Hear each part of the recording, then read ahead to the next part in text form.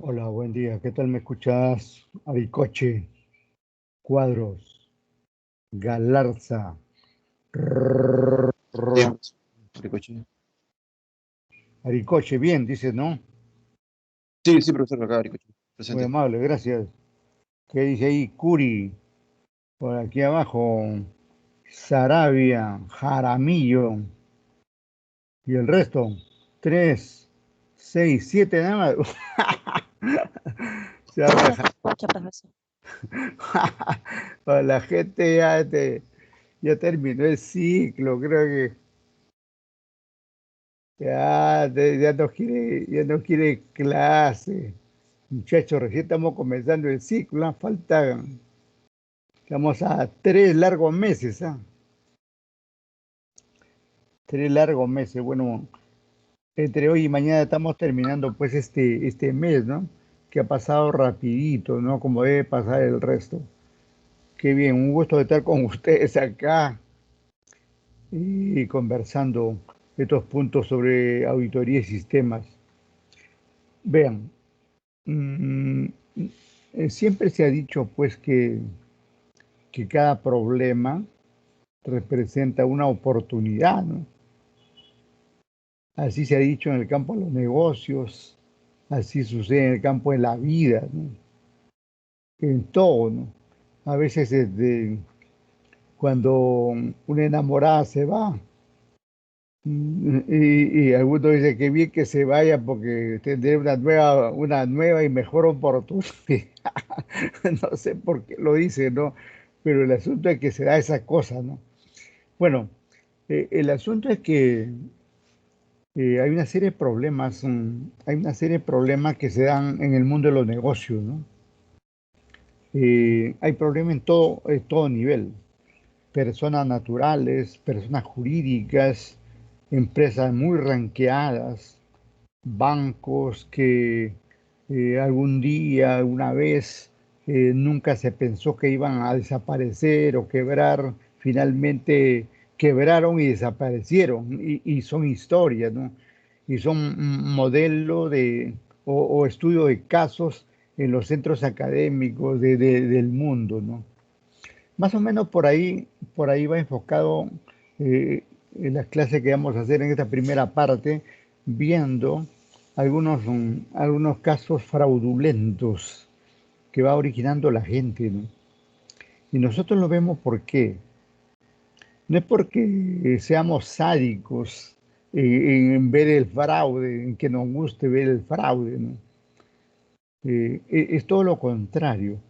En el campo de la auditoría, uno aprende de esas cosas malas, ¿no?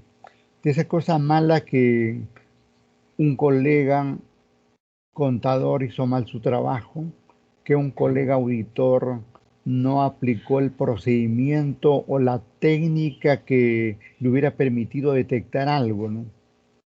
Entonces, ese es el asunto en este caso, ¿no? Hablar de lo bueno, todo el mundo habla de lo bueno, ¿no? Todo el mundo habla de lo bueno, que existe esta técnica y la otra, y, y nadie dice, digamos, o son pocos los que dicen que esas técnicas que se aplicaron no dieron ningún resultado y más bien se descubrió tal o cual situación, ¿no? Y que llevó, digamos, a destrozar una empresa, a dejar en la calle a cientos de miles de trabajadores, a gente a terminar presa, en fin, una serie de situaciones que van sucediendo en el campo empresarial, ¿no? Bien, bien, entonces comenzamos. Menos floro y vamos a comenzar los hechos, ¿no? Vamos a ver, ¿qué tenemos aquí como primer caso? Como primer caso, ¿no? Bueno, aquí no le gusta el ritmo, el baile, aquí no le gusta ver la cadera de Shakira, ¿no? Y Shakira también ha estado envuelta pues en fraude, ¿no? Y como cualquier ciudadano, ¿no? Como cualquier ciudadano o ciudadana del mundo, ¿no? Las cosas pasan así, ¿no? Nadie está libre de estas situaciones, ¿no? Y entonces Shakira en algún momento pasó por estos vaivenes, ¿no? Y entonces el momento de ver qué pasó en esa situación.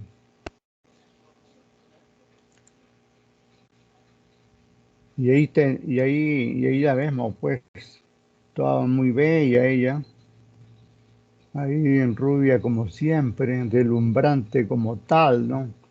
Y acá su esposa Piqué y su hijo, etcétera, ¿no? Pero veamos, en la parte superior ya podemos percibir ahí que dice, ¿no? Aun cuando me acabo de acordar que no le he puesto el sonido. Siempre me pasa eso. Nunca me acuerdo de poner el sonido aquí en este sistema, ¿no? Bueno, ya está.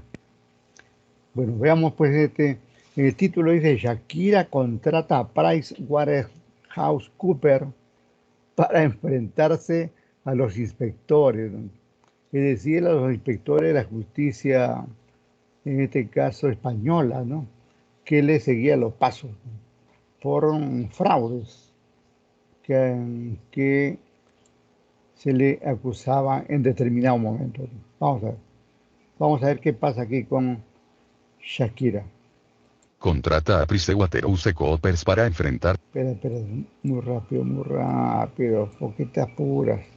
Shakira contrata a PricewaterhouseCoopers para enfrentarse a los inspectores de delitos tributarios. La cantante dice que ella residía en Barcelona, pero Hacienda descubrió que su pelú estaba en Barcelona. Abajo la vemos saliendo de una en la capital catalana en marzo de 2012. Los inspectores de la Fiscalía centraron sus pesquisas en aclarar si la pareja de Gerard Piqué residió en España entre 2011 y 2014.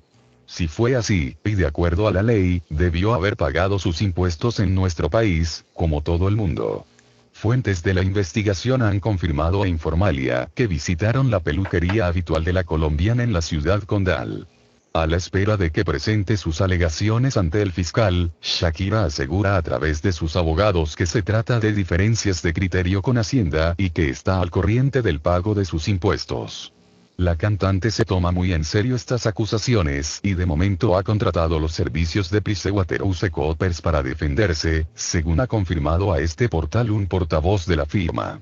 A sus 40 años, Shakira atraviesa un momento complicado en varios frentes. Durante 2017 vivió una crisis nunca admitida con Piqué.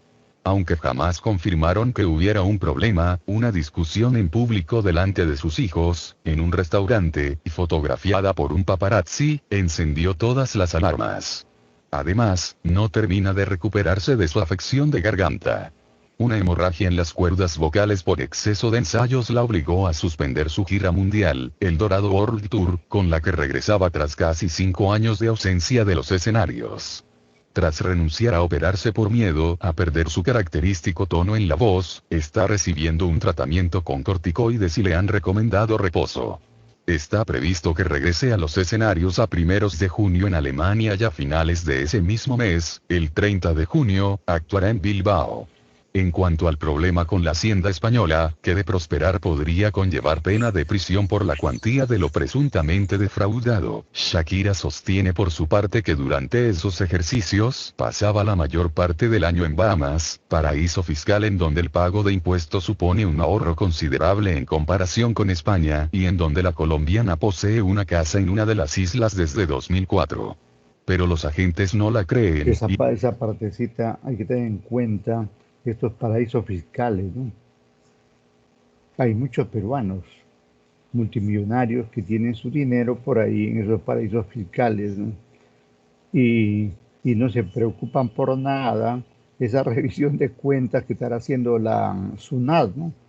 Que de 10.000 ahora creo que lo han pasado a 30.800 por ahí, ¿no? En todo caso, siempre pues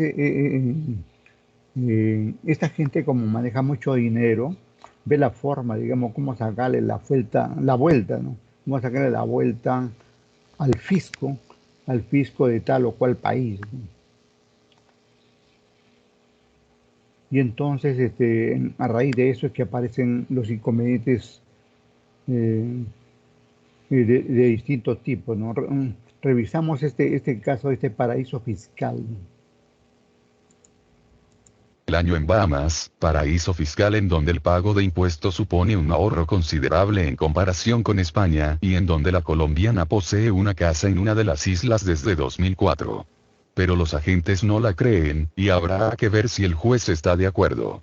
De momento, las denuncias por 3 presuntos delitos tributarios ante la Fiscalía siguen su curso. Ya se han abierto las diligencias de la investigación, y el Ministerio Público dispone de hasta 6 meses para refrendar las tesis de la agencia tributaria. Si es así, se querellará contra la cantante por 3 delitos tributarios. Y no son 4 delitos, porque el de 2011 estaría prescrito y solo responderá por los años 2012, 2013 y 2014. La normativa legal dice que si un contribuyente pasa la mitad del año más un día, 183 días, en España, será considerado residente fiscal. En ese caso, el ciudadano deberá tributar en concepto de IRPF por los ingresos que obtiene en todo el mundo. Es la denominada renta mundial. En caso de vivir fuera de España, por el contrario, debe abonar impuestos solo por los ingresos obtenidos en territorio español y a un tipo más favorable, del 24%. Fue precisamente en 2011 cuando comenzó la relación entre Shakira y Gerard Piqué. El central y la madre de sus 2 hijos residen en Esplugues de Llobregat y los niños estudian en Sant Just Desvern, cerca del Camp Nou. A pesar de las múltiples evidencias que existen de que la colombiana y el blaugrana viven en Barcelona, Shakira mantuvo su residencia fiscal fuera de España con la excusa de que por la naturaleza de su trabajo y debido a las giras por todo el mundo, pasaba la mayor parte del año en el extranjero. Fue a finales del año pasado cuando se supo que Shakira tenía fijada su residencia en Bahamas, cuando el nombre de Shakira apareció relacionado con el escándalo los llamados Paradise Papers, sobre evasión fiscal. También salió a la luz que la cantante gestionaba sus derechos musicales en países con ventajas fiscales como Malta y Luxemburgo, derechos cifrados en casi 40 millones de dólares. Si te gustó esta noticia y quieres mantenerte informado de los últimos acontecimientos noticiosos a nivel mundial, suscríbete, dale like y comparte. Aquí hay que tener en cuenta también otra cosa, ¿no? Ustedes sabemos, o sea, nosotros sabemos en lo que trabajamos en auditoría o estudiamos auditoría que esta firma Price es una firma auditora, ¿no? Pero en realidad en este caso no va no habría auditado a Shakira, sino más bien le estaría haciendo la función de asesora, una suerte de abogado, defensor, ¿no? Y entonces en algún momento en Estados Unidos mismo saltó, digamos, a la palestra esta doble función que hacen estas empresas, ¿no? Por un lado, función asesora y por otro lado, función auditora, ¿no? Y entonces un tanto que esas dos funciones son contrapuestas, ¿no? O bien auditas y te dedicas a examinar, digamos, a tu cliente y sobre eso informas, o bien te dedicas a asesorar, ¿no? En el mundo, digamos, estas empresas para mantenerse, pues porque también no hay mucho trabajo para todo, ¿no? Entonces, están ocupando casi legalmente esas dos funciones, asesora y consultora. Y a veces lo revisten con algo bien especial, que termina llamándole generación de valor agregado. Es decir, que ayudarle a este cliente, independientemente de una actividad auditora, ayudarle a salir de su problema, que no es función como auditora. Entonces lo considera como una generación de valor agregado. Entonces son cosas que se encuentran ahí, ¿no? Y a nivel internacional hay que, como se ha dicho, eh, hay leyes, ¿no? Hay leyes que pasando, digamos, medio año, medio año y un día más, ya se considera, digamos, como que vas a tributar en este país, como se ha dicho en España. Y si fuera por un periodo menor, lo harías en otro país, en este caso en su país, en Colombia, ¿no? Y lo mismo pasa aquí en el territorio nacional, ¿no? Hay muchos extranjeros que tienen sus rentas a nivel mundial, pero que posiblemente residan medio año y un poco más aquí en el Perú, y entonces tienen que tributar aquí en el Perú por esas condiciones. Las leyes están ahí dadas, ¿no? El asunto es que no haya doble tributación. También ahí aparece ese otro tema, ¿no?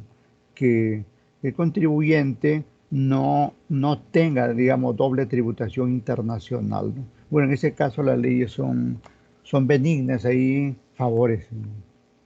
Aun cuando no debería ser así, poniéndose en un extremo real, cada contribuyente, cualquiera que fuere, cantante, futbolista, deportista, empresario, asesor, consultor, contador, que trabaja determinado tiempo en un país, debe tributar en ese país, sí o sí. Y en otro, donde también genere renta, también debe pagar, ¿no? Así debería ser, ¿no? Lo que pasa es que todo esto se acomoda, pues, porque lo que más se ven beneficiados son eh, los grandes políticos, las personas de alta sociedad y todo eso. Y ustedes saben cómo se hacen las normas en ese caso, ¿no? Y sucede que en la práctica que hay una persecución feroz contra el micro, pequeño, digamos, contribuyente que contra el grandazo, el pez gordo, ¿no? Esas cosas, esas cosas todavía no se arreglan, ni en el país y menos en el mundo, ¿no? Bien, suspendemos esta presentación, pero tomen en cuenta todos esos puntos que estamos viendo para ir a la siguiente, ¿no?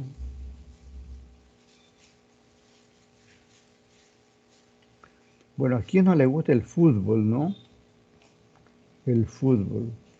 Y entonces los futbolistas, los peloteros, nuestros peloteros nacionales e internacionales, un ratito ahí está cargando el video, también se ven involucrados, ¿no? También se ven involucrados en escándalos, en fraude, ¿no? En fraude, ¿no? Como es el que vamos a ver a continuación. Un ratito, estoy regresando ahí para entrar con fuerza. Entonces estoy ahí, ahora no me olvido del audio. Vamos por acá. Y ahí está. Posiblemente con esa carita no lo conozcan, pero es nada más ni nada menos que Messi, ¿no? Cuando era chibolito, ¿no? Vamos a ver. Comenzamos por acá. Acá comienza el asunto. Messi condenado a la cárcel por fraude fiscal, ¿no? Esto sucedió hace 2 o 3 años, creo, ¿no? Bueno, creo que por el tiempo de la condena no fue a la cárcel. Y en la misma situación también me parece que estuvo el otro Ronaldo, ¿no? Ese cargo de música. Ujú. Ya. Condenado a la cárcel por fraude fiscal. El astro del fútbol mundial atraviesa su peor momento tras anunciar hace unos días que se retiraba de la selección argentina. Lionel Messi acaba de sumar una mala noticia a su historial. ¿Recuerdan ese tiempo también que se retiró de la selección argentina y se hizo el loco, que la gente lo necesitaba, lo pedía y por eso continuó, ¿no? En realidad, en la selección, eh, nadie duda, digamos, que es buen jugador, ¿no? Pero a nivel de selección no ha hecho nada, no ha ganado nada. Y encima ha estado envuelto en fraude. A su anuncio hace unos días de que se retiraba de la selección argentina tras perder la final por la Copa América, ahora enfrenta la prisión por fraude fiscal. el delantero del Barça, estaba acusado de fraude fiscal y ahora la justicia española lo acaba de hallar culpable junto a su padre Jorge Messi por defraudar al Estado en unos 4,4 millones de dólares por medio y a través de empresas en paraísos fiscales. Aquí, Según informa el diario El País. aquí un ratito ahí. Hay un micro abierto. ¿Y alguien quiere decir algo, por favor? ¿Alguien? Nada. No, lo que quería comentar que en este caso la justicia internacional es severa, especialmente la española, ¿no? Muy conocidos son el famoso juez Garzón, no sé si alguien le recuerda, el famoso juez Garzón, ¿no? Que es un juez, digamos, que es un emblema, digamos, a nivel mundial de lo que es ser un juez, ¿no? Su papel por ahí de este juez sucedió, no sé si en este caso, pero hace como 5 o 6 años atrás sonó muy fuerte su nombre, ¿no? Y después en el tiempo se ha perdido el caso, ya no he vuelto a escuchar, ¿no? ¿Qué le pasó a él, ¿no? Pero el asunto, digamos que en este caso estamos frente a un fraude. Jorge Messi por defraudar al Estado en unos 4,4 millones de dólares por medio y a través de empresas en paraísos fiscales. Según informa el diario El País, los jueces... Nuevamente paraísos fiscales. Estos peces gordos del dinero, artistas, jugadores, banqueros, mucho banquero y también empresarios, ¿no? Empresarios, banqueros que manejan mucho dinero, incluso políticos, ¿no? Expresidentes peruanos y de otros países tienen mucho dinero en estos paraísos fiscales. Y ahí es casi imposible descubrir, porque ahí toda cuenta está cifrada.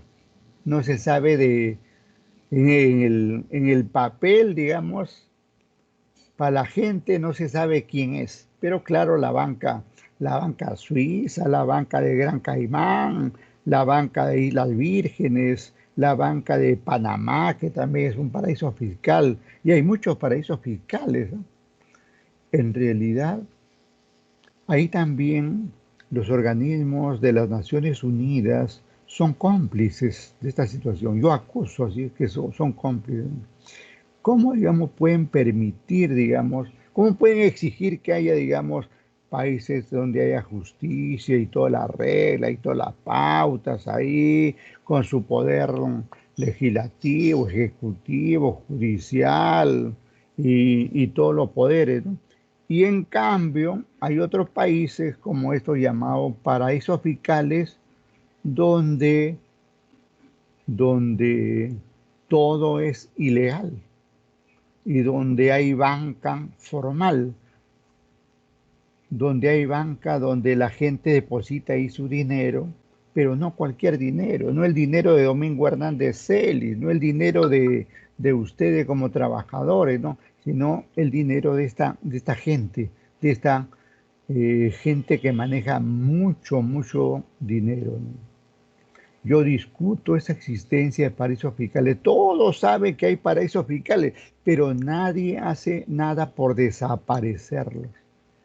Ni alguna autoridad de estos países ha salido preso, ni un empleado ha salido preso, nada. Es normal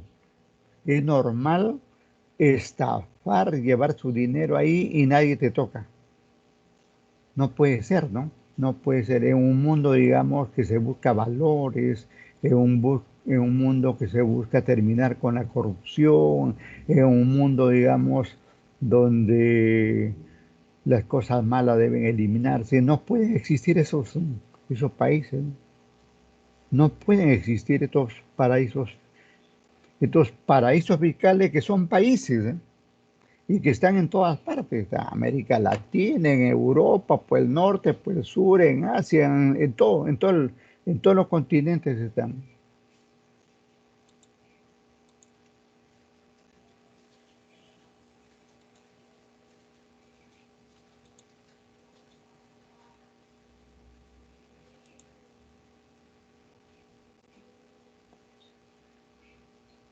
A ver, un ratito, hay una falla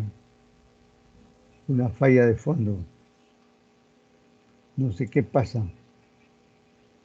A su padre Jorge Messi Ya. por defraudar al Estado en unos 4,4 millones de dólares por medio y a través de empresas en paraísos fiscales. Según informa el diario El País, los jueces deciden suspender la entrada en prisión para los condenados cuando las penas no superan los 2 años y no tienen antecedentes penales.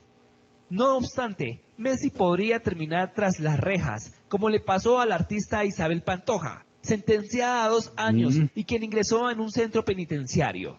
Messi se enfrenta entonces a la posibilidad de terminar en la cárcel. Lejos parece estar aquel 14 de diciembre de 2005, cuando la revista Tuttosport lo distinguió como el mejor del mundo entre los futbolistas de 21 años o menos. Desde su llegada al Barcelona, Messi reconoció en el brasileño Ronaldinho a la persona que más le ayudó a establecerse. Aquí le acompaña el portugués Deco durante una sesión de entrenamiento en septiembre del 2005. Ya en el 2007, Barcelona comenzó a rendirse a los pies del argentino, quien se convirtió en la gran figura de ese equipo, por donde ha desfilado estrellas del más alto nivel, tanto españoles como del resto del mundo. En la actualidad, Messi despunta por su velocidad en la cancha, además de su destreza técnica. Sus allegados dicen que lo que más le interesa en la vida es jugar al balompié. A Messi se le conoce como un hombre tímido, pero nunca se ha negado a ayudar a los demás. Aquí se le ve en medio de la gira caritativa, Messi y sus amigos, firmando un balón a un pequeño en México. Murtaza Ahmedi, el niño afgano de 5 años, se hizo famoso por hacer una camiseta con una bolsa. Él y su familia lograron refugio en Pakistán y ahora luce una camiseta oficial. Así, con 29 años ya cumplidos, Messi cuenta ya con 8 ligas, 4 Champions, 4 Copas del Rey, 6 Supercopas de España, 3 de Europa, 3 Mundiales de Club, en total 28 títulos con el Barcelona, más el oro de Pekín y el Mundial Sub-20, además de los 5 balones de oro, un palmarés único para un futbolista activo. La rivalidad entre Messi y el portugués Cristiano Ronaldo ha avivado el interés en cada choque entre el Barcelona y el Real Madrid, así como la disputa por el Balón de Oro, donde ambos son los acaparadores de los últimos galardones. La personalidad de Lionel Messi ha sido de ayuda para evitar los escándalos en su momento, cuando él y su padre testificaron en el juicio por evasión de impuestos, pero hoy eso no le ayudó. Se supo que fue condenado a la cárcel junto a su padre. Y para que el éxito sea completo, fuera de la cancha el astro ha logrado construir una familia. Comenzó a salir con Antonella Roccuzzo en 2008 y ya tienen 2 hijos, Mateo y Thiago. En fin, de lo que estamos seguros es que los goles de Messi seguirán conquistando al público futbolero, a pesar de que las malas noticias parecen que seguirán nublando su brillo. Así que está por verse qué le esperará al astro del fútbol mundial. Esas cosas son las que pasan pues ahí en el mundo de los negocios, ¿no? En el mundo de los negocios, que nos ha llegado temprano. en el mundo de los negocios, en el mundo del fútbol, en todo, en todas partes se cuecen habas, ¿no? Y como decían, pues, hasta hay sociedades de auditoría de estas transnacionales que prestan su servicio para estos fiscales que estuve discutiendo, ¿no? Lo cual ya es algo escandaloso esa situación, ¿no? Pero como son grandes consorcios internacionales de mucho dinero, no pasa nada, ¿no?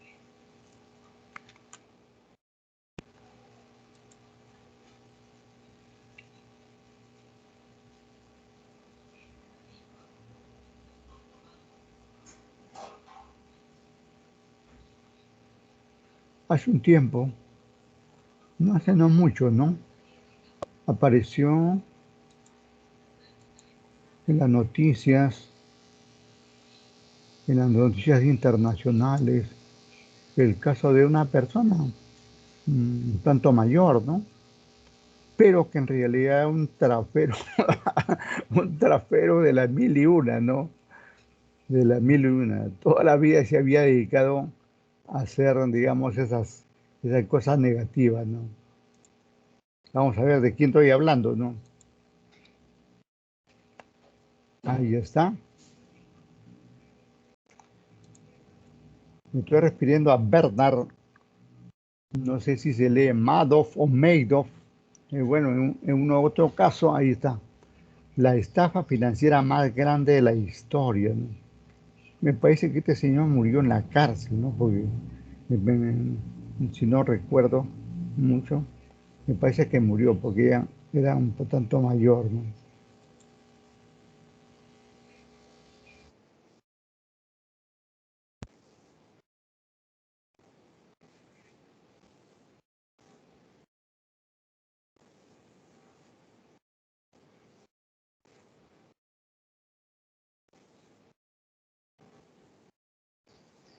Madoff.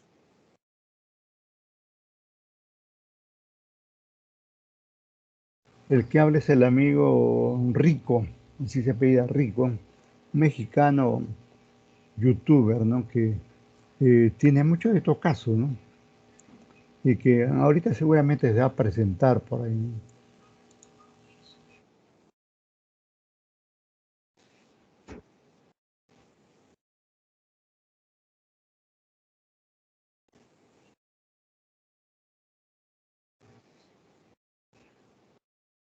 Ahí está, en ese esquema podemos ver el mundo de los negocios de Madoff, ¿no?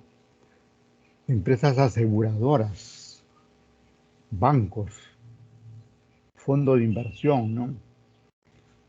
Fondo de, este es de hedge, es de riesgo, ¿no? Fondo de riesgos, ¿no? Entonces, tenemos ahí todo un esquema, digamos, del mundo financiero, ¿no? Porque ese era el mundo de él, ¿no? Ese era el mundo de él, ¿no?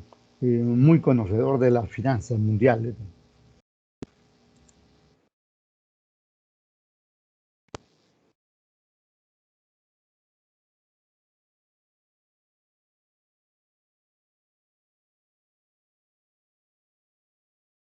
Ahí está hablando de un derivado financiero.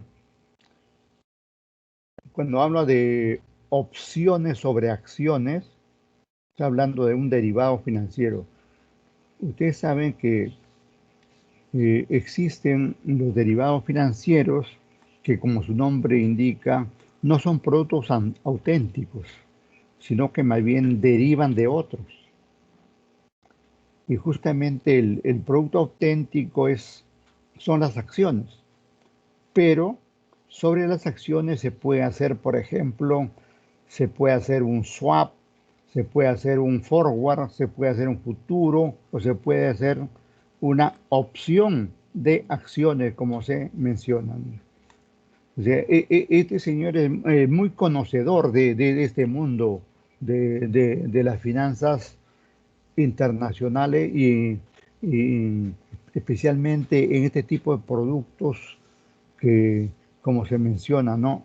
Opción de acciones, que son productos justamente hedge fund, ¿no? O sea, fondo de riesgo, porque justamente esos derivados financieros son instrumentos especiales para reducir el riesgo. Y es ahí donde negociaba él, porque ahí en esos negocios se mete uno que conoce ese mundo, ¿no? Porque sabe manejarse ahí, sabe, digamos, reducir el riesgo que se considera, digamos, en el mundo de las acciones. Ustedes saben que las acciones son de muy alto riesgo, ¿no? Y especialmente las acciones comunes, que son las que se negocian en bolsa, ¿no?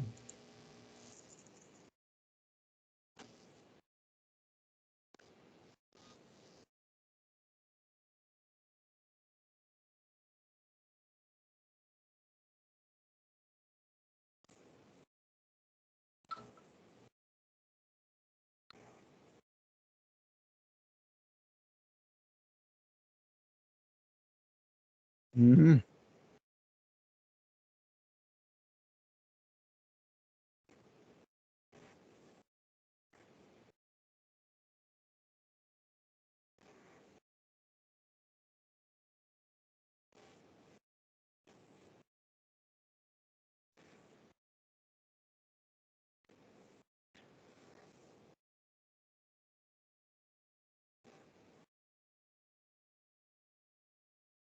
¿Se dan cuenta?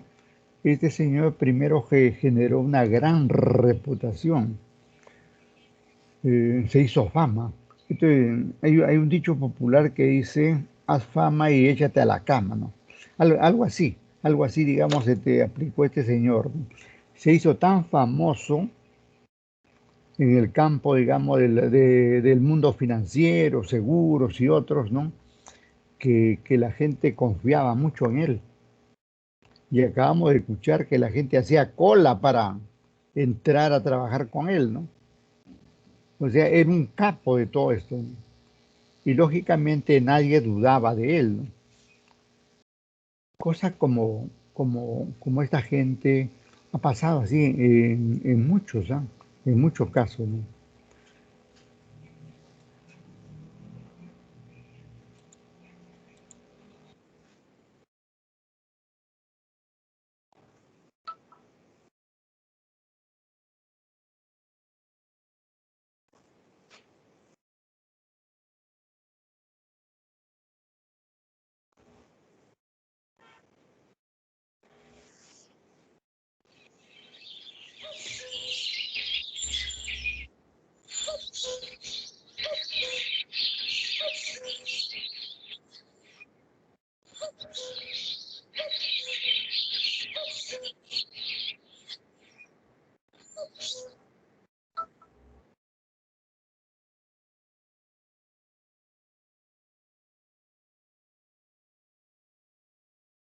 Ujú.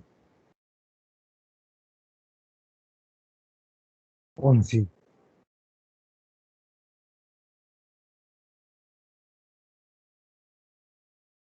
Ya te tocó ese nombrecito. Estaba Ponzi.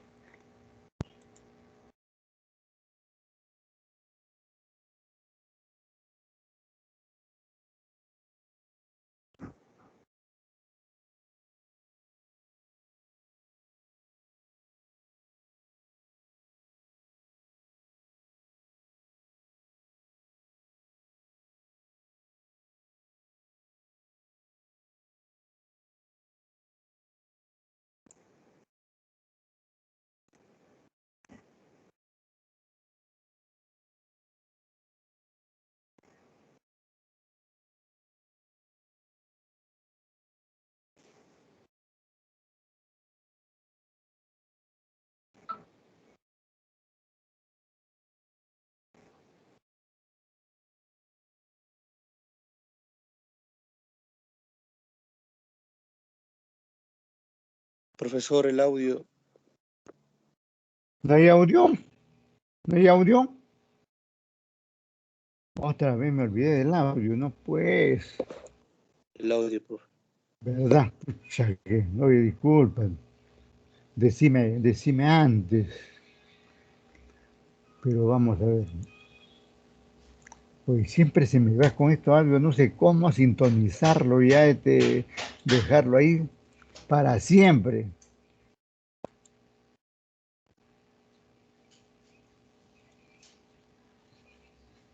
Este es el amigo rico de México. Hay que seguirle su... Ven, está llamando ahí mi teléfono, dile que estoy trabajando. Fue presidente del Nasdaq, pertenecía a la alta sociedad neoyorquina. Este señor Madoff fue presidente de Nasdaq. ¿Qué cosa es Nasdaq? Es una bolsa, es una de las bolsas de Nueva York, ¿no? El Nasdaq es la bolsa de las empresas tecnológicas, ¿no? Era un gran filántropo y ocasionó uno de los mayores fraudes de estilo piramidal de la historia. Hola, ¿qué tal? Los saludos, soy Ángelo Rico, director de Experium, y esta historia no te la puedes perder.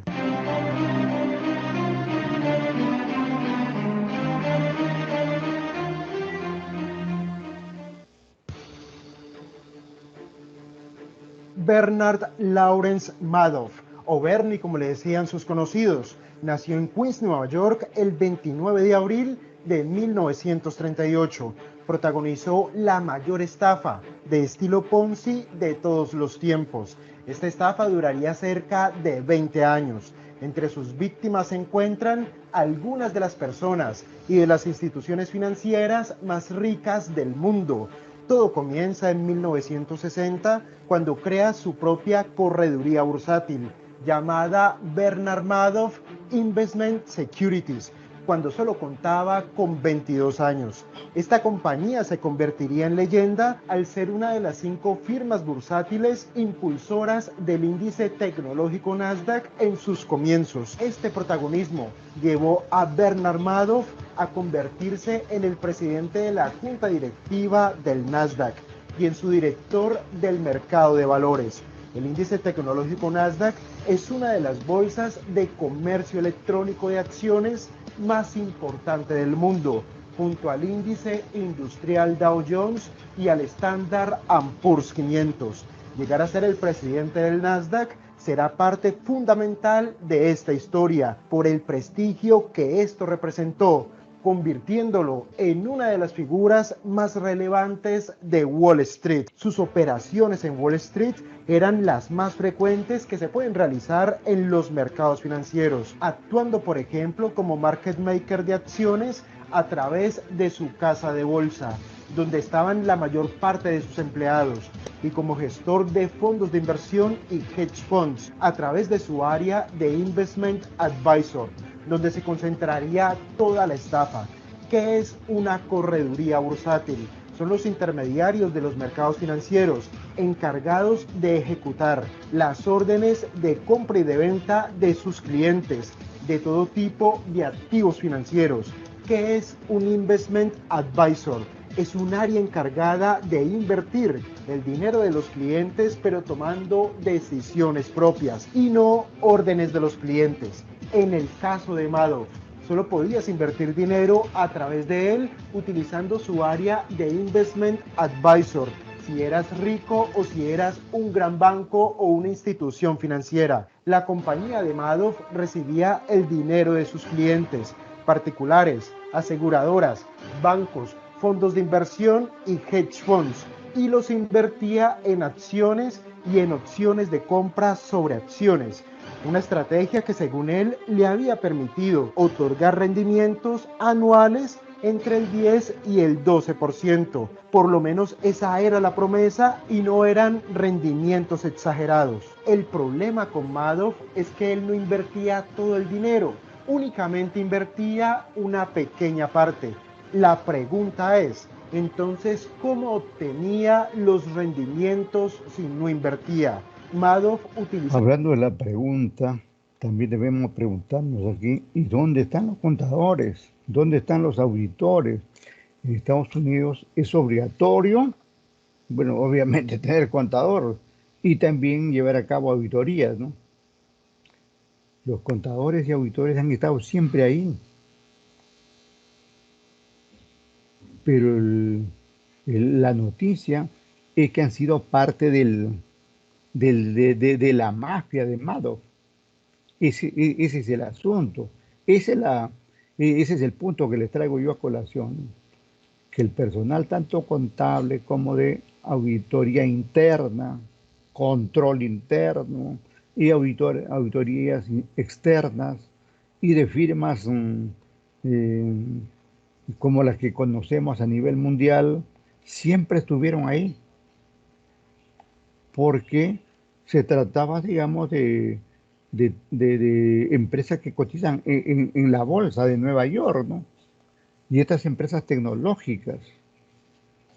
Y cuando hablamos de empresas tecnológicas, estamos hablando ahí de Google, de Facebook, de ¿qué? Twitter, y de todo lo que conocemos, ¿no? Y entonces, esas empresas tienen su personal contable, tienen sus auditores internos, tienen sus auditores externos. Sin embargo, estos no vieron nada, nunca vieron nada, y por lo tanto se plasmó pues el esquema Ponzi de este señor, ¿no? 10 y el 12%. Por lo menos esa era la promesa y no eran rendimientos exagerados. El problema con Madoff es que él no invertía todo el dinero, únicamente invertía una pequeña parte. La pregunta es, entonces, ¿cómo obtenía los rendimientos si no invertía? Madoff utilizaba su reputación como expresidente del Nasdaq para lograr dos cosas. La primera, que los clientes actuales invirtiesen más dinero y que al mismo tiempo no retiraran dinero. Lo segundo que lograba era conseguir nuevos clientes utilizando su prestigio y reputación al máximo. Es lo que en la jerga se le conoce la famosa pirámide, pues. La misma pirámide que se le acusó acá, ya me olvidé también acá. En el Perú sucedió esa situación, ¿no? Que después también vamos a pasar un recuento, ya será en otro momento. En el caso de Madoff, su reputación era tan alta que había lista de espera para entrar a su fondo, y el solo hecho de tener dinero no te ofrecía acceso directo a invertir con él, tenías que recibir invitación. En este sentido, su forma de operar es el de un esquema Ponzi tradicional. ¿Pero qué es una estafa Ponzi? Es una estructura que paga los rendimientos de unas supuestas inversiones con el dinero del propio inversionista o con el dinero de nuevos inversionistas. El esquema Ponzi en general tiene las siguientes características. La primera, ofrece altos beneficios a corto plazo. La segunda, la obtención de estos beneficios no está bien documentada. No se entiende muy bien de dónde sale el dinero. La tercera, está dirigida a un público con bajos conocimientos financieros. Aquí hay una pequeña pega que más adelante comentaremos. La cuarta característica es que generalmente un único promotor o una única empresa es el que captura a nuevas personas. La quinta característica es que no se encuentra registrado ante el regulador. Es una compañía fantasma, es ilegal. Y la sexta, carece de una auditoría de confianza. Es esto que no es empresa legal, no siempre es. Es al contrario, ¿no? Son empresas legales, ¿no? Como lo era en Perú, ¿no? Como lo era en Perú en su momento, empresas legales, formales, que cumplían con sus tributos, ¿no? Y esto que no tiene auditoría tampoco es cierto. Más bien las auditorías están ahí y son las auditorías las que firman sendos dictámenes favorables, ¿no? Y que le permite, digamos, funcionar ahí. Esa es la verdad, ¿no? Lo otro es tratar de ocultar, ¿no? Observen que en el caso de Madoff, los retornos que ofrecía no eran exagerados, no eran demasiado altos, únicamente entre un 10 y un 12%, y este retorno en bolsa es bastante normal. Su verdadero problema es que nunca obtenía rendimientos negativos y esto es imposible. Otra diferencia con Madoff es que sus clientes tenían altos conocimientos financieros, eran empresarios, bancos, aseguradoras, fondos de pensiones, fondos de inversión y hedge funds. Y su compañía sí era vigilada por la SEC, que es el regulador bursátil en los Estados Unidos. Esto nos lleva a comparar la SEC de Estados Unidos es la Superintendencia del Mercado de Valores de Perú, es su símil, ¿no? Estafa estilo Ponzi con la estafa piramidal. Tanto en un esquema Ponzi como en un esquema piramidal, mantener la estructura depende de que los clientes actuales no quieran retirar todo el dinero al mismo tiempo, como de atraer a nuevos inversionistas, a nuevas víctimas. Las diferencias son las siguientes.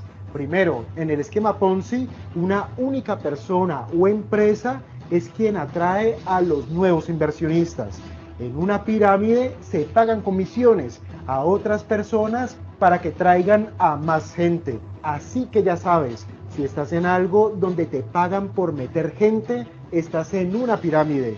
Segunda diferencia, el esquema Ponzi generalmente declara basarse en un método confidencial de inversión o basarse en contactos poderosos o en información privilegiada. En el caso de una pirámide, se le dice abiertamente a las personas que ganarán dinero si traen a más gente. Tercera diferencia, el esquema Ponzi se basa en el prestigio de su creador y por esto suelen durar más tiempo que una pirámide, ya que con su prestigio el reclutador logra que los clientes actuales reinviertan el dinero y que además no retiren el dinero. Las pirámides son más frecuentes entre estratos sociales bajos. Los esquemas Ponzi son más frecuentes en estratos sociales altos. En este sentido, Bernard Madoff utilizó su prestigio para alargar en el tiempo su estafa casi por 20 años, hasta que llegó el año 2008, año de la peor crisis financiera y económica en 80 años. No una, sino las dos variables clave del esquema Ponzi se vinieron en contra. Los clientes actuales no quisieron reinvertir el dinero, pero además querían retirar todo el dinero. Era lógico, cuando la bolsa cae, todo el mundo necesita efectivo para reforzar sus posiciones apalancadas y sus inversiones en otra parte. Al mismo tiempo, también es lógico, en el momento del pánico bursátil, es difícil encontrar nuevas personas que quieran invertir. En algún momento de finales del año 2008, Madoff Investment enfrentó retiros por casi 7.000 millones de dólares y su saldo en efectivo era de solo 300 millones de dólares. Cuando sintió que el final se acercaba porque los clientes querían sí o sí el retiro de su dinero, decidió repartir bonos entre sus empleados y sus hijos por un valor aproximado a 100 millones de dólares. A sus hijos, que supuestamente no sabían nada de esta estafa Ponzi, los números no les cuadraban. ¿Cómo era posible que repartieran bonos de esa magnitud? Esos bonos ya son papeles que finalmente nunca te van a pagar, ¿no? En un momento en el cual el sistema financiero estaba colapsando. Ante esta pregunta, Madoff se destapó y les confesó que llevaba 20 años operando como Ponzi y que todo era una estafa. Allí mismo los hijos llamaron al FBI y esa misma noche Bernard Madoff, el 29 de junio del año 2009, un juez federal lo condenó a 150 años de cárcel. Podrá salir el 14 de noviembre del año 2139. Muy bien, hemos llegado a la parte más importante de este video, a las conclusiones y a las reflexiones. ¿Qué es lo que nosotros podemos aprender de esta situación? ¿Qué es lo que podemos aprender para protegernos de los ladrones, de los estafadores y de los vendedores de humo? Pero para tener un enfoque completo, lo veremos desde dos puntos de vista. Desde nuestro punto de vista como ahorradores, como inversionistas o como personas que queremos obtener un mejor rendimiento por nuestros ahorros, por nuestro dinero, pero también lo veremos desde el punto de vista de delincuentes como Madoff. Entonces, lo primero, lo más importante es que nosotros comprendamos claramente cómo funciona un esquema Ponzi, cómo funciona un esquema piramidal. Por ejemplo, si tú estás metido en algo por lo que te pagan por meter gente, tú ya sabes que muy probablemente estás en una pirámide y que cuando ellos caigan, caerán contigo y destrozarán tu reputación.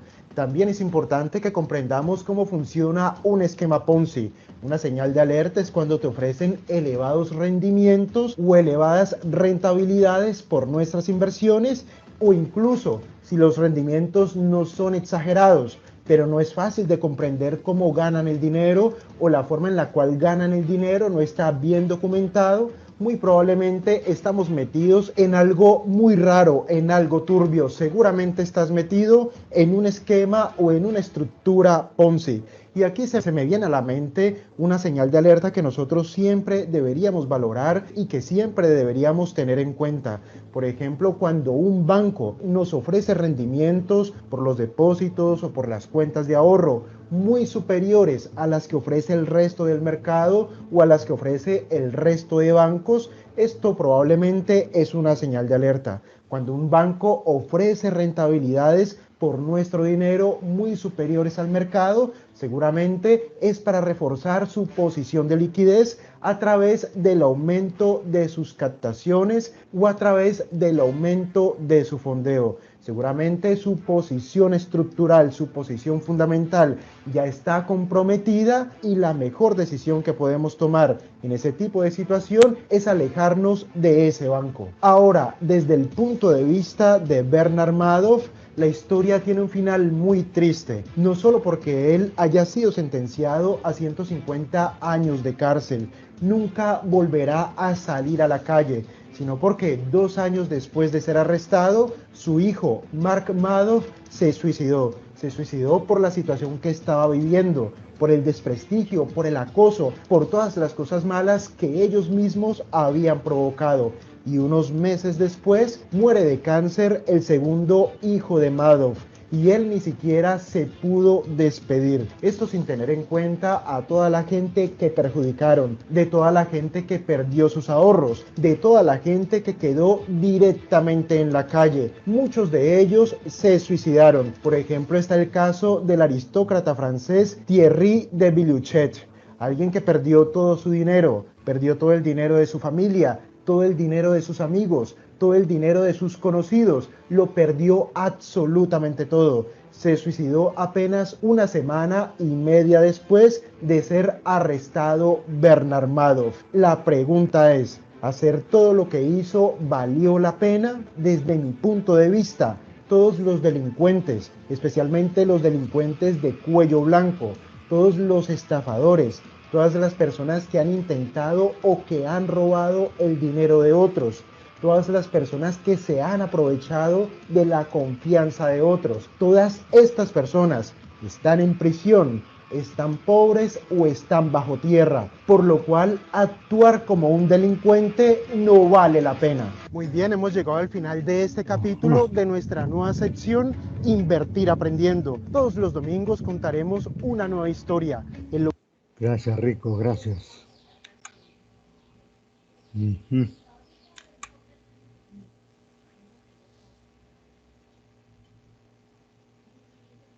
Rico, ¿no? Ay, qué rico. Había un cómico, creo, ¿no? Un señor cómico que decían, ay, qué rico. Creo que falleció. Hablando de fallecer, ¿no? Hay una profesora, la profesora... Me olvidé el apellido, disculpen. La profesora de contabilidad que ha fallecido, una profesora de contabilidad que ha fallecido, ¿no? Nuestra condolencia a su familia, ¿no? Y que en paz descanse ella, ¿no? La profesora Betina, ¿no? No sé si será profesora o ha sido de ustedes, pero ella ha fallecido. Y ahora tenemos mal al amigo, ¿cómo se llama? Que trabaja con el decano. El muchachón que trabaja con el decano. ¿Me escuchan?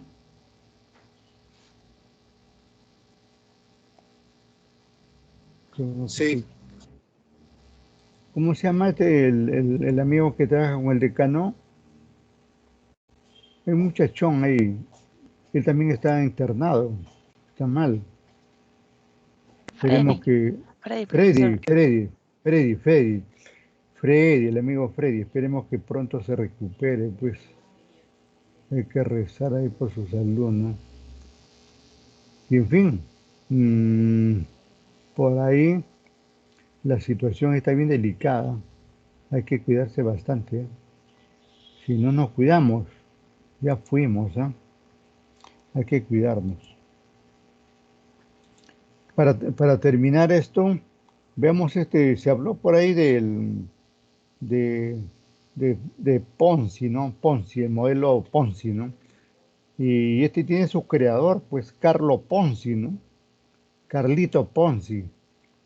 Para terminar la clase, en pocos minutos ahí, no más de 10, ahí de este señor Ponzi. Carlo.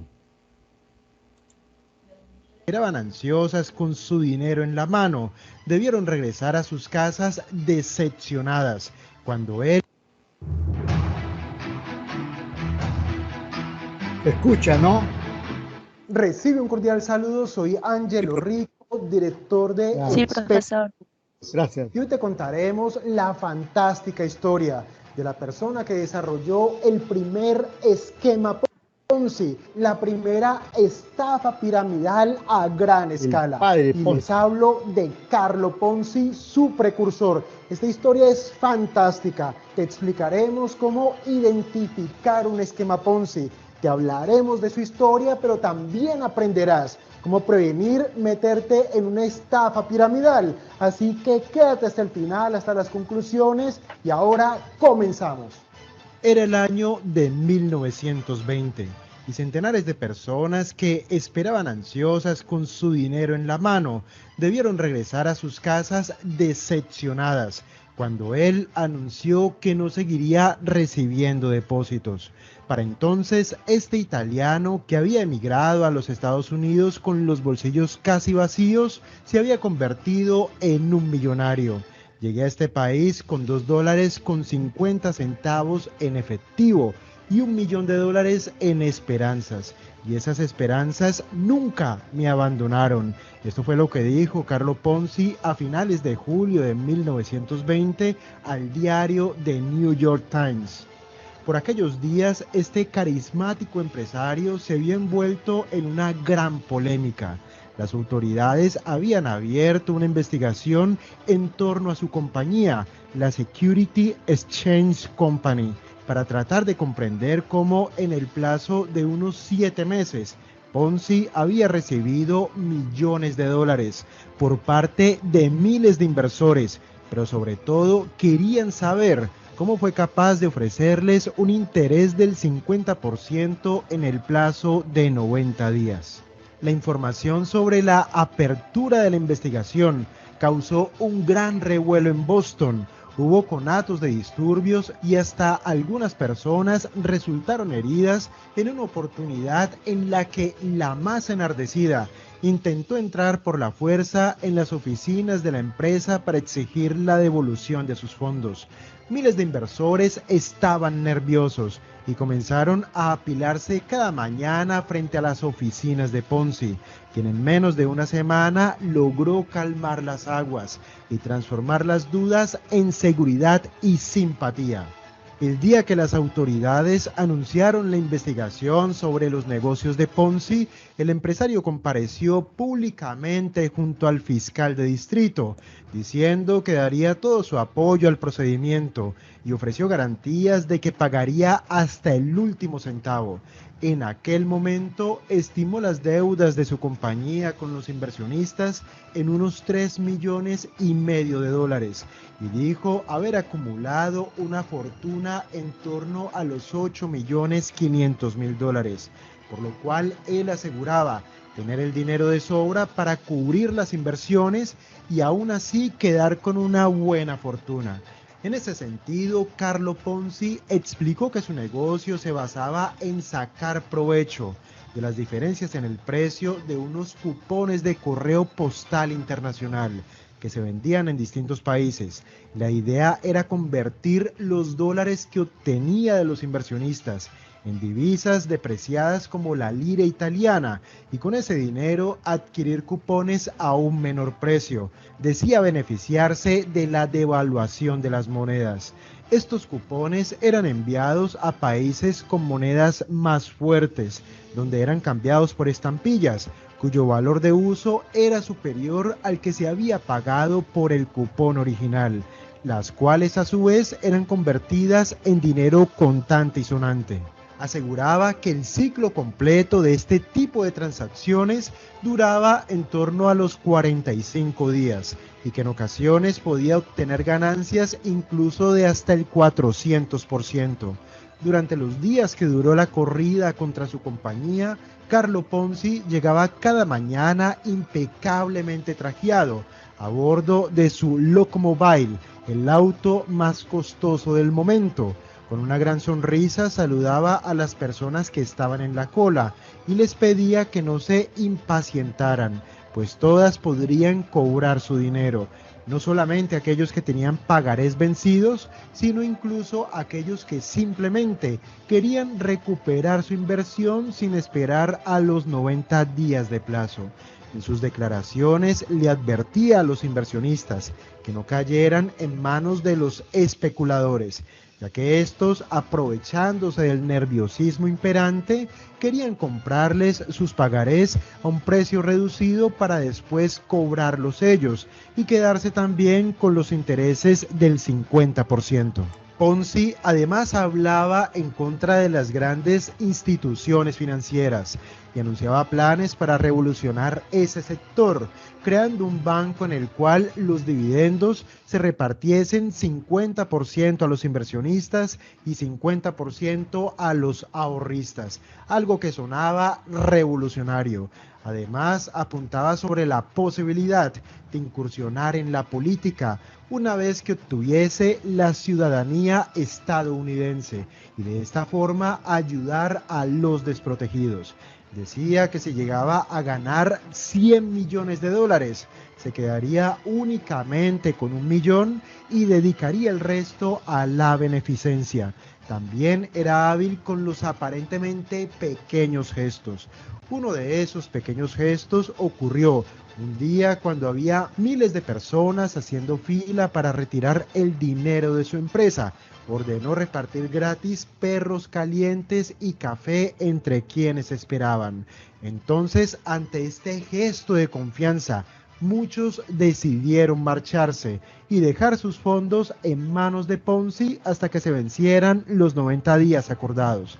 En menos de una semana, las colas de personas deseosas de recuperar sus inversiones se desvanecieron y el empresario se había convertido en una celebridad. Luego de una semana de investigación sobre Ponzi, el interés público sobre el hombre y sus actos permanece inalterable. Es seguido por centenares de personas donde quiera que aparece en la calle, que lo saludan como si se tratase de un héroe. Esto lo reseñó el 1 de agosto de 1920 el diario The New York Times. Aunque la Auditoría Federal sobre sus registros contables apenas había comenzado, sus admiradores lo veían como si ya hubiese sido reivindicado y estaban impacientes para que volviese a recibir fondos.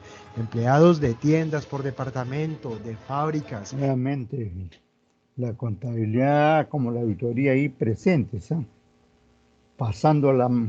Haciéndose la vista gorda. De grandes plantas comerciales, de grandes compañías, están juntando dinero y están impacientemente esperando la oportunidad de invertir su dinero a través de Ponzi en su esquema del 50% en 45 días. Esto fue lo que agregó el diario estadounidense. Pero la calma duraría poco. Menos de 2 semanas después, la Auditoría Federal reveló que la Security Exchange Company, la compañía de Carlo Ponzi, enfrentaba deudas por al menos 7 millones de dólares. 7 millones de dólares de 1920. Ponzi, quien aún afirmaba disponer de unos 4 millones de dólares, admitió no poder hacer frente a estas deudas. Entonces, las autoridades formularon cargos en su contra, señalando que desde el principio él sabía que no iba a poder pagar las deudas y que de hecho nunca negoció con cupones de correo internacional. La operación que Ponzi había iniciado en diciembre de 1919, con la recepción durante ese mes de unos $870 por parte de unos 15 inversionistas, vertiginosamente había derivado en la captación masiva de fondos que se estimaban en hasta $250,000 por día y que obligaron a la Security Exchange Company a emplear a unas 16 personas que se encargaban de hacer el registro de los ingresos y de guardar el dinero en gabinetes y hasta en cestas de la basura. Se estimaba que unos 40,000 inversionistas le confiaron entre 15 millones y 20 millones de dólares, unos 251 millones de dólares actuales ajustados por la inflación. Muchas de estas personas de todas las nacionalidades y de diferentes niveles de vida acudieron a la fiscalía para buscar justicia después de haberle entregado hasta el último centavo de sus ahorros. Según descubrieron las autoridades, el negocio de Ponzi había consistido en pagar los intereses de los viejos inversionistas con los depósitos de los nuevos inversionistas, en una suerte de fraude piramidal que desde entonces se conoce globalmente con su nombre, el esquema Ponzi. 2 días después, el empresario entró en prisión, algo que lo protegió de que alguno de los muchos inversionistas furiosos que querían su cabeza lo asesinaran. Ponzi fue condenado a 5 años de cárcel en una prisión federal, de los cuales solamente cumplió casi 3 años y medio. Durante este tiempo estuvo enviando tarjetas de Navidad a miles de acreedores, a quienes prometía devolver el dinero una vez recuperase su libertad. Cuando llegó ese momento, sin embargo, le aguardaba un nuevo juicio por hurto mayor en el estado de Massachusetts. Tras ser condenado, apeló a la sentencia y aprovechó su libertad condicional para viajar a la Florida, donde intentó vender tierras pantanosas. Por esto fue juzgado nuevamente y condenado por fraude. Ponzi escapó a Texas, pero fue capturado y reenviado a Massachusetts, donde permaneció preso hasta el año de 1934, año en el que sería deportado a Italia. Terminaba entonces, al menos hasta donde se sabe, su carrera criminal, que no había comenzado en los Estados Unidos, sino en Canadá. Entre 1911 y 1912, Ponzi pasó 20 meses en una cárcel de Montreal por haber falsificado un cheque en un depósito en el que aparentemente había varias claves de aquello en lo que se convertiría después en el esquema Ponzi. Según cuenta su biógrafo Mitchell Zukov, las perspectivas de triunfar en el nuevo continente que tenía Ponzi cuando llegó a Boston en 1903 eran muy pocas. En aquel momento tenía 20 años de edad, no sabía hablar inglés ni tenía ninguna habilidad destacada y para colmo consideraba con orgullo el no haber tenido que trabajar ni un solo día de su vida. Ponzi había crecido en la localidad de Lugo, en el norte de Italia, en el seno de una familia de origen modesto, que a costa de hacer sacrificios para ahorrar parte de los ingresos de su padre, que trabajaba repartiendo correo y vendiendo estampillas, logró enviarlo a la Universidad de Roma.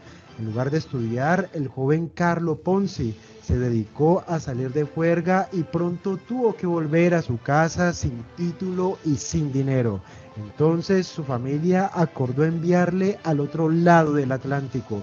Tras dedicar sus primeros años a trabajar como camarero o friegaplatos en distintas ciudades de la costa este, Ponzi obtuvo un trabajo que era propiedad de unos italianos en Montreal. Según Zukov, su biógrafo, fue en aquella época cuando comenzó a pensar en otras formas de ganar dinero. Luego de ser condenado por falsificar un cheque, fue enviado a prisión, donde estuvo trabajando en la oficina de correos. El que fue su supervisor lo describió luego como un joven inteligente y amable, que tenía un don para los números. Sin embargo, también anotaría una obsesión por planificar golpes financieros. Aparentemente, Ponzi logró superar ese defecto en los años finales de su vida, cuando se fue a trabajar en una línea aérea en el Brasil. La compañía cerró años después debido al inicio de la Segunda Guerra Mundial, y entonces Ponzi intentó ganarse la vida montando un puesto de ventas de perros calientes que después fracasaría. Posteriormente obtuvo algunos ingresos dando clases de inglés y de francés, lo que apenas le daría para sobrevivir. El 18 de enero de 1949, hace ahora 7 décadas, 70 años, murió en una sala de beneficencia en un hospital de Río de Janeiro. Tenía 66 años y estaba completamente arruinado. En términos generales, una estafa piramidal funciona de la siguiente manera. La primera persona que entra, es decir, el primer cliente, A este primer cliente le han ofrecido un rendimiento. ¿Quién o quiénes son los que pagan ese rendimiento? Las personas que entran a ese negocio después de este primer cliente. Es decir, el dinero con el que ingresa esta persona y el dinero con el que ingresa esta otra persona. Este dinero es utilizado para pagar los beneficios del que está arriba y para pagar los beneficios del creador de la estafa piramidal o del esquema Ponzi. Lo mismo ocurre con este segundo par de personas. Los beneficios de ellas son pagados por las que entran detrás, por este y por este, y ese nuevo dinero también entra al bolsillo del creador de la estafa piramidal.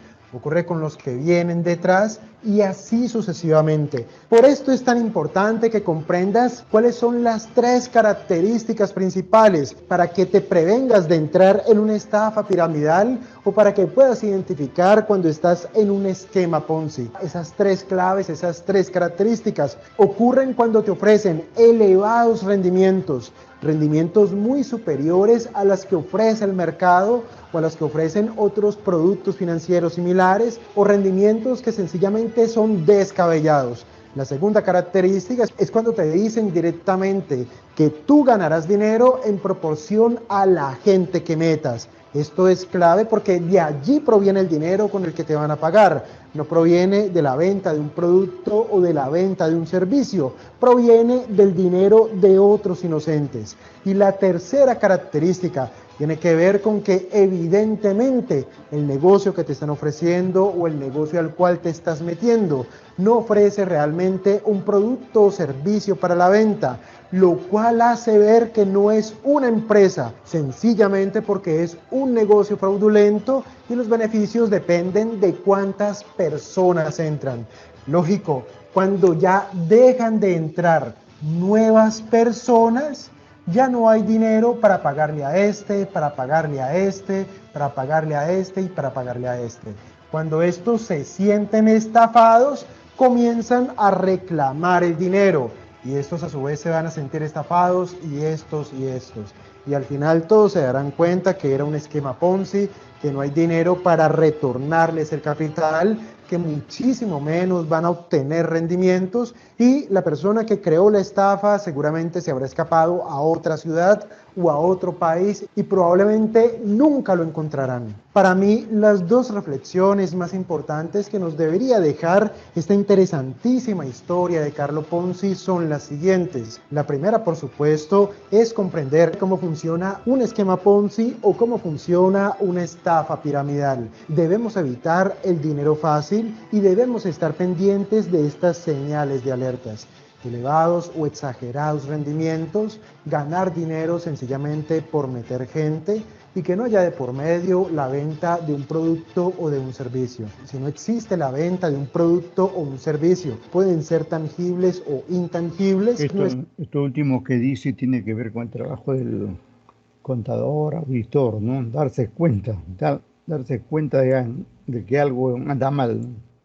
Más importantes que nos debería dejar esta interesantísima historia de Carlo Ponzi son las siguientes. La primera, por supuesto, es comprender cómo funciona un esquema Ponzi o cómo funciona una estafa piramidal. Debemos evitar el dinero fácil y debemos estar pendientes de estas señales de alertas.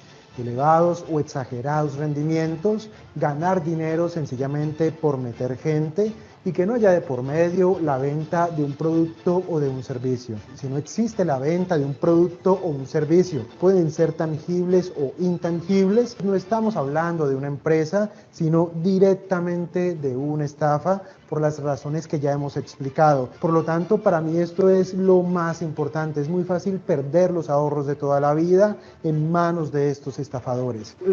Se ha hecho mención de que han sido encarcelados los involucrados en esto, ¿no? Pero hay que tener en cuenta que detrás de esta gente hay mucha gente profesional que está presa. Esto quiere decir, por ejemplo, abogados, asesores, contadores, auditores y todo un conjunto de gente, ¿no? No es que solamente Madoff o Ponzi se fueron presos, ¿no? Sino van toda la gente que están formando parte de ese entorno empresarial, ¿no? Y entonces eso nos lleva, digamos, a reflexionar en el sentido siguiente, ¿no? Que cada vez debemos aplicar eh, más y mejores valores al trabajo que uno realiza como profesional. Y si se trata de la auditoría, debemos mejorar nuestros procedimientos y nuestras técnicas de detección de situaciones anómalas. Porque solamente con eso uno va a encontrar estos fraudes que se podrían dar, ¿no? Y los fraudes no avisan, los fraudes no están escritos. A la entrada de una empresa no dice somos fraudulentos, ¿no? Alguien está en una empresa ahí y disfraza de la mejor manera las cosas de forma de que nadie se dé cuenta, ¿no? Y entonces por eso que el profesional auditor debe prepararse en todo, ¿no? Como persona, en sus procesos, en sus procedimientos, en su manera, digamos, de llevar a cabo un examen de forma de detectar, ¿no? De detectar más temprano que tarde, ¿no? Porque es duro saber, digamos, que después que hubo una auditoría se detectó un fraude, ¿no? Eso, aunque no lo denuncien a la sociedad de auditoría, es culpable directamente. Ya queda, digamos, manchada, ya queda eh, escrito su nombre ahí de esa forma. Y no hay empresa que se salve, ¿eh? Por aquí todavía no he pasado, por ejemplo, hay muchos casos de estas empresas Price, BDO, de KMG, en muchas partes del mundo, ¿eh? En muchas partes del mundo. Recientemente hubo una denuncia, por ejemplo, contra Price en Argentina y así en varias partes. Esta empresa Price tiene bastantes roches, ¿eh? Como lo tuvo en su momento esta empresa Arthur Andersen, en, allá por el 2006, 2008, ¿no? Y que terminó desapareciendo del mercado, ¿no? Y que luego ahora ya se llama de otra manera, ¿no? Y que sigue por ahí en el mercado, ¿no? Y esa es otra cosa que pasa, ¿no?